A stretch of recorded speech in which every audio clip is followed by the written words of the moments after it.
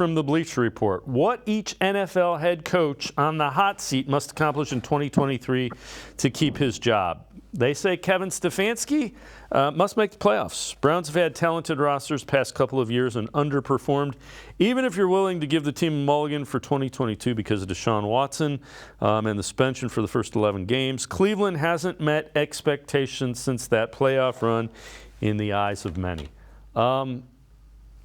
Underperforming is probably fair. Now, you didn't have a healthy quarterback or what you would consider a number one quarterback.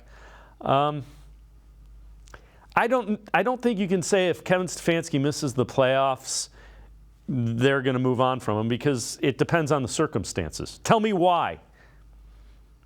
Well, yeah, asked Jimmy Haslam that down in West Virginia. It's going to depend on how it goes. They got a very strong division, AFC North.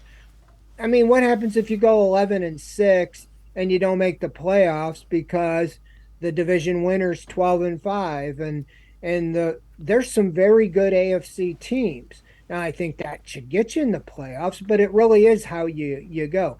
Think of the 11-game suspension last year. Okay, if Joe Burrow missed, now he's probably going to be ready for the opener, but let's say that calf injury cost him the first 11 games. Does anybody think the Bengals are going to win the division or necessarily go to the playoffs? Do you fire Zach Taylor because they don't?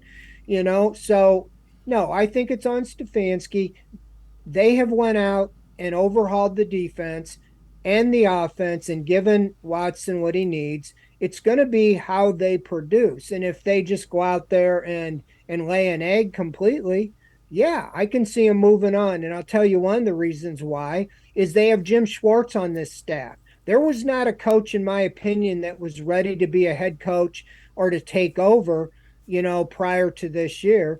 And I think Jim Schwartz, defensive coordinator, is running that side of the ball, and he could easily step in if they feel that the offense and overall the team underperforms. But if you have key injuries that cost you the season, it's kind of unfair. But I don't see that happening right now.